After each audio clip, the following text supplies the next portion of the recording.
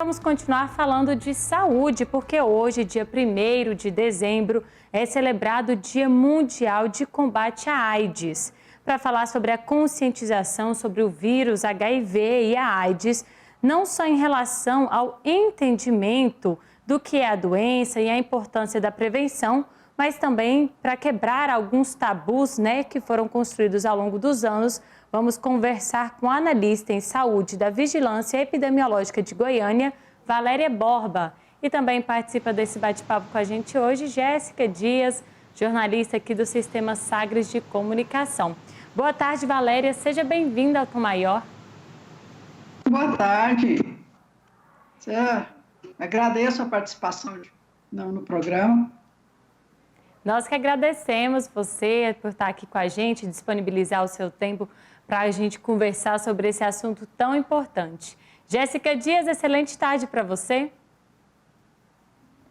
Oi, Letícia, ótima tarde para você também, para a Valéria, nossa convidada de hoje, e a todos que nos acompanham nessa tarde aqui no Tom Maior. E para a gente começar esse bate-papo, Valéria, Jéssica, eu queria trazer alguns dados aqui, porque o Ministério da Saúde apresentou o Boletim Epidemiológico HIV/AIDS 2020, que traz dados aí de diagnósticos infectados consolidados do ano de 2019 e um comparativo dos casos nos últimos anos no país. Segundo a pasta, atualmente cerca de 920 mil pessoas vivem com HIV no Brasil. 89% delas foram diagnosticadas, 77% fazem tratamento antirretroviral e 94% das pessoas em tratamento não transmitem o HIV por via sexual, por terem atingido carga viral indetectável. Valéria, eu queria saber de você, eu queria que você trouxesse aqui para a gente quais são os dados aqui em Goiânia e qual é a sua avaliação desses números. Aqui em Goiânia, nós temos uma taxa de diagnóstico, um pouco maior do que a do município. Nós estamos com 95% de pessoas que estimadas que deveriam ter o HIV e que estão diagnosticadas. A nossa taxa de tratamento, ela está em 78%, das pessoas que têm o diagnóstico, elas fazem o tratamento. E dessas, nós temos apenas 47% que realmente elas não transmitem. A gente chama de supressão viral,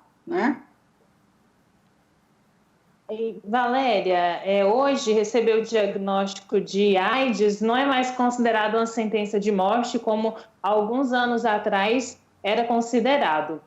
Isso, de alguma maneira, eu sei que a ciência evoluiu bastante no tratamento da AIDS, daqui a pouquinho até a gente pode aprofundar mais esse assunto aqui na entrevista, mas fato é que agora não é mais assim algo tão desesperador como era antigamente.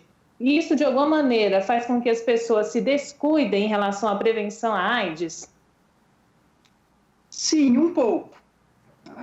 Apesar de ter uma ampliação de como diagnosticar, o tratamento, ele ser até mais fácil a adesão, Mas as pessoas, elas, infelizmente, principalmente as pessoas mais jovens, elas acabam não tomando as medidas preventivas, como o uso do preservativo.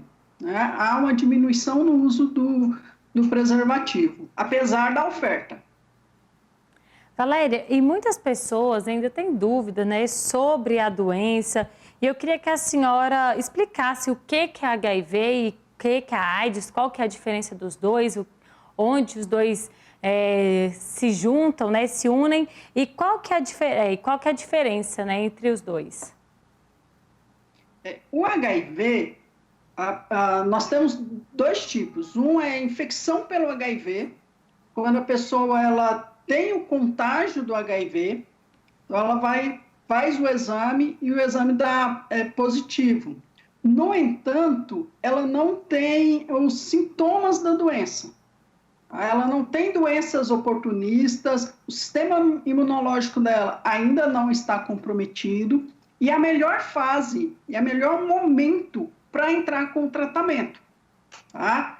Normalmente, essa pessoa que entra com tratamento no período de infecção pelo HIV, ela tem uma sobrevida muito maior. Hoje nós não temos cura para AIDS, né? Para combater o HIV, nós não temos cura, mas nós temos qualidade de vida para esse paciente. A AIDS é quando é um segundo estágio, é quando a pessoa começa a desenvolver essas doenças oportunistas, tá? Ou então quando o sistema imunológico dela começa a ser comprometido pela presença do HIV. E, Valéria, quais são também os sintomas? Sim. É porque cortou aqui a ligação, eu não sabia se você estava concluindo ainda ou falando comigo. Eu queria saber, então, quais são os sintomas da AIDS, do HIV, como as pessoas podem suspeitar que tem e também como é feito esse teste, onde procurar para fazer o teste de AIDS, de HIV.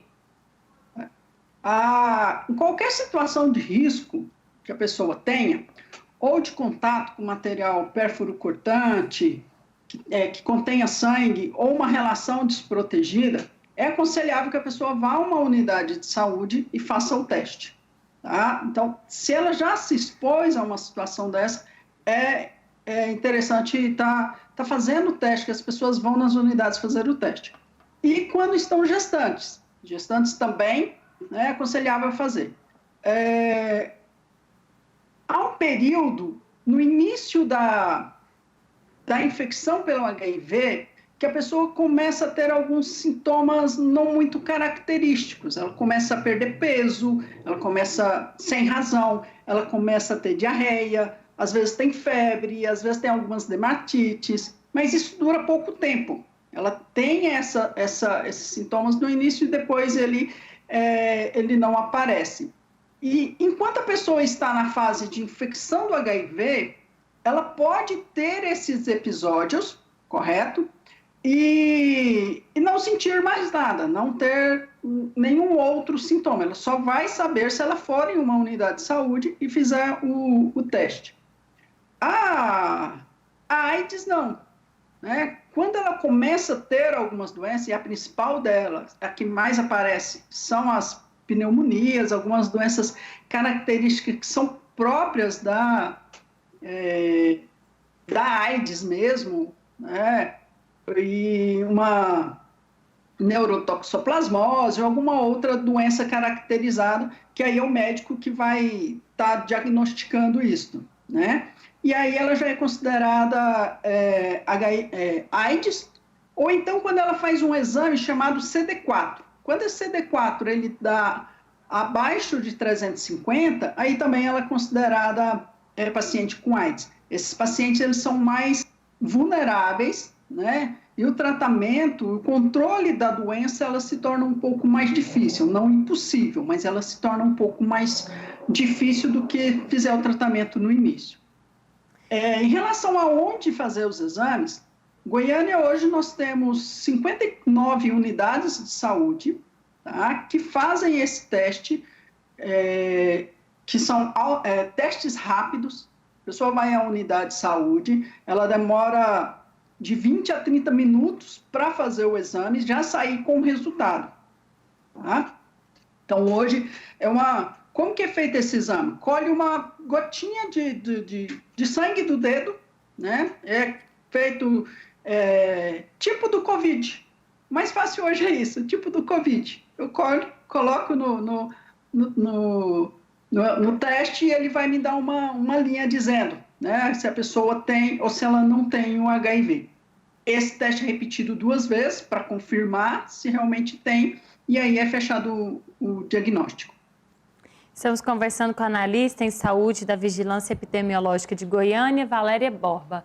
Valéria, outra questão que ainda gera bastante dúvida é em relação às pessoas, né, principalmente em mulheres, que possuem o vírus do HIV, se elas podem ter filhos e de que maneira como isso é analisado, como isso é acompanhado pelos médicos. Sim, a vida produtiva da mulher que tem HIV, ela pode ocorrer normalmente, principalmente se ela descobre essa infecção pelo HIV antes da gestação. Por isso a importância de se fazer o planejamento da gestação. Porque se no momento da gestação ela estiver com uma carga viral, o que é uma carga viral? É a quantidade de vírus que ela tem na corrente sanguínea. Estiver baixa, a probabilidade dela transmitir esse vírus para a criança é praticamente zero. Então, ela pode ter uma gestação normal. Ah, mas e se ela descobriu durante a gestação?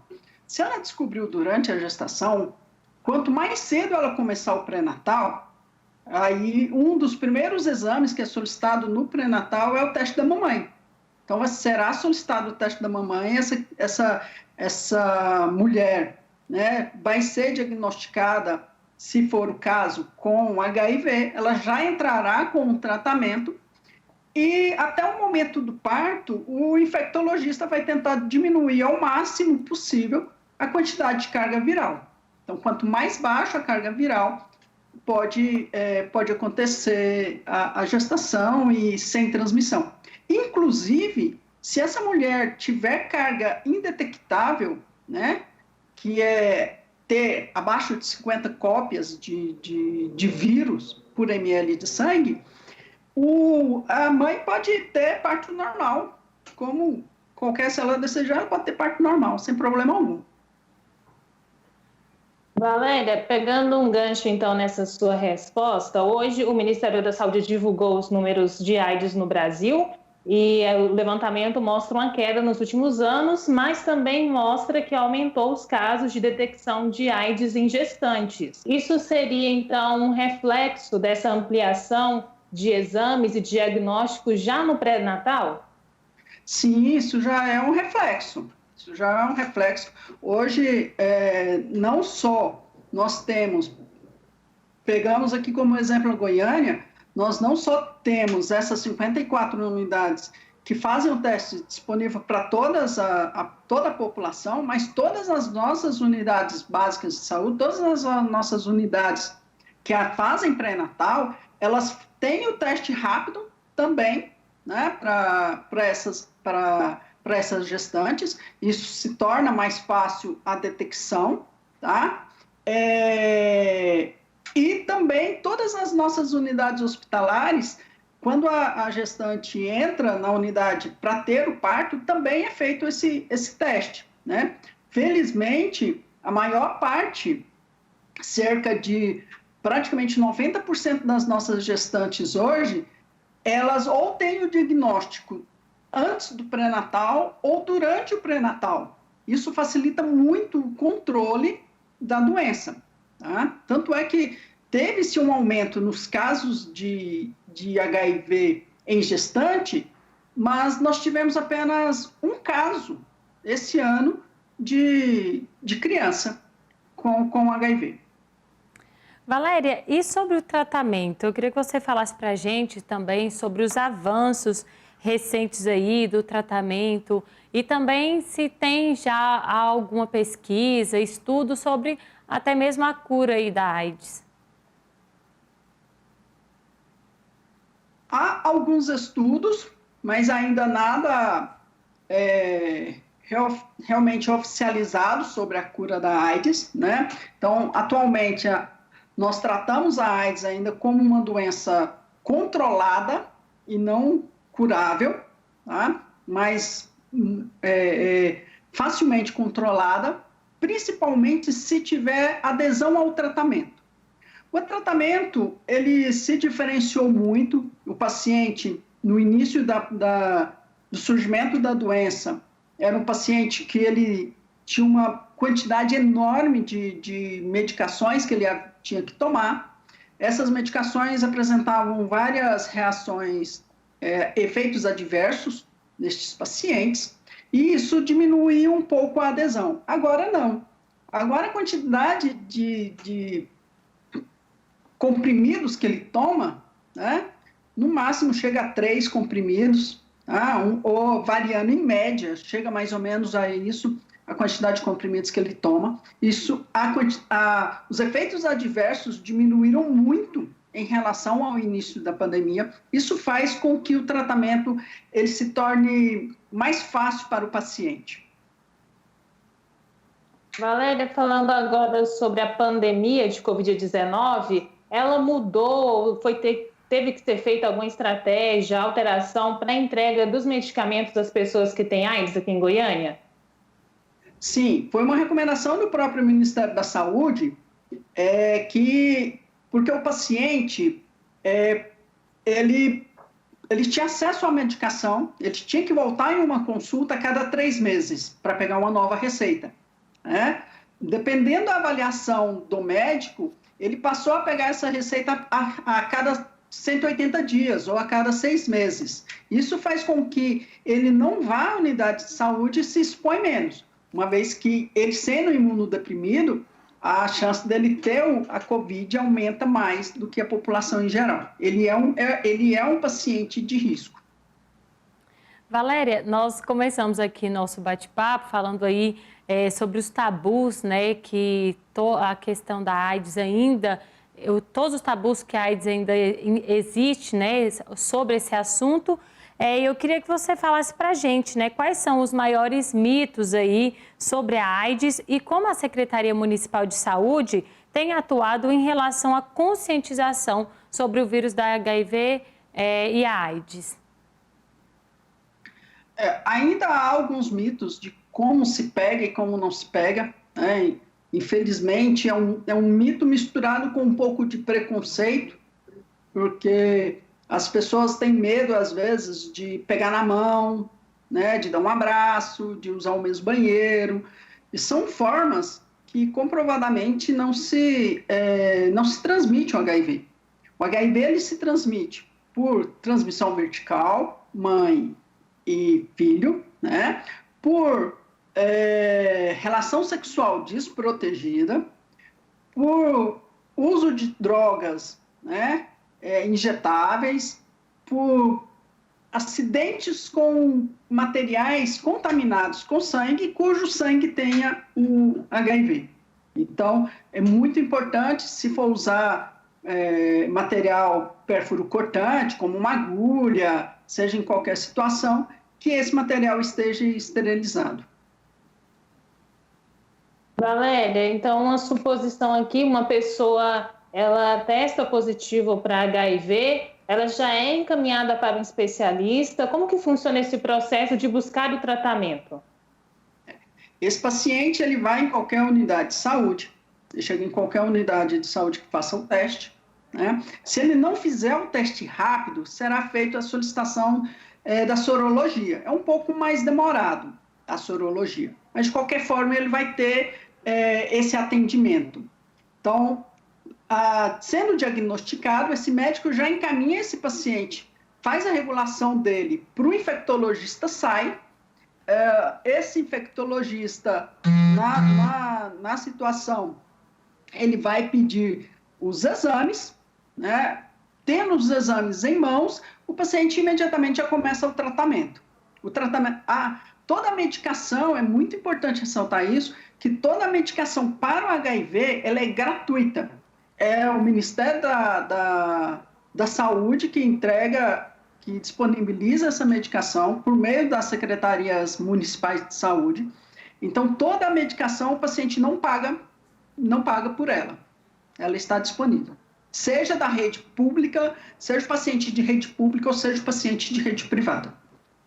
Valéria, nós já estamos chegando aqui na reta final da nossa entrevista e eu queria falar também sobre um assunto que é, na verdade, um grande desafio aí enfrentado por homossexuais, né? Porque por muito tempo, né, pessoas homossexuais foram associados à doença, por muito tempo, né? Mesmo com tantas pesquisas e dados, com tudo comprovado pela ciência de que a doença não é associada ao homossexualismo, né? Enfim, esse tipo de pensamento ainda existe, né? O que está sendo feito para desconstruir esse tabu que foi criado ao longo do tempo? E o que você percebe, aí já algo mais também uma opinião sua, que pode ser feito aí para os próximos anos, para, de fato, desconstruir todo esse pensamento e preconceito que ainda existe sobre o HIV? O serviço de educação e saúde junto ao paciente, ele é primordial. Então, aquela conversa com o paciente, quando ele vai procurar a unidade de saúde, não só para verificar a situação sorológica dele para o HIV, mas também para qualquer uma outra situação, isso é primordial, tá? Esse ano, atipicamente, nós, infelizmente, não tivemos como fazer muitas campanhas, tá? Então, é uma situação bem atípica, mas todos os anos nós fazemos campanhas pontuais, carnaval, dia 1º de dezembro, algumas outras campanhas. Nós fazemos capacitação com a equipe de saúde que atende esses pacientes diretamente ou que atende o paciente lá da unidade básica, no sentido de fazer toda essa conscientização junto deles. O que eu tenho percebido é que a transmissão não existe hoje grupo de risco, existe situação de risco, como já é bem dito, né, pelo Ministério, pela Secretaria Municipal de Saúde. Hoje existe situação de risco. Só que ainda o homossexual, né, a categoria homossexual, ela se expõe mais do que a categoria heterossexual. No entanto, isso é bem nítido, nós terminamos de fazer o boletim do HIV/AIDS de Goiânia, e é bem nítido que o paciente homossexual, ele tem uma maior taxa de infecção de HIV, tá? Porém, a taxa de infecção, a taxa de AIDS, ela é maior nos heterossexuais, né? Levando talvez a entender que o paciente homossexual, ele entende o seu risco, ele sabe a situação dele, ele procura mais rápido a unidade de saúde, enquanto o paciente heterossexual, talvez ele não compreenda bem o risco que ele está se expondo, né? Ainda no mito de que existe esses grupos de risco, e acaba procurando a unidade apenas quando ele apresenta sintomas de AIDS.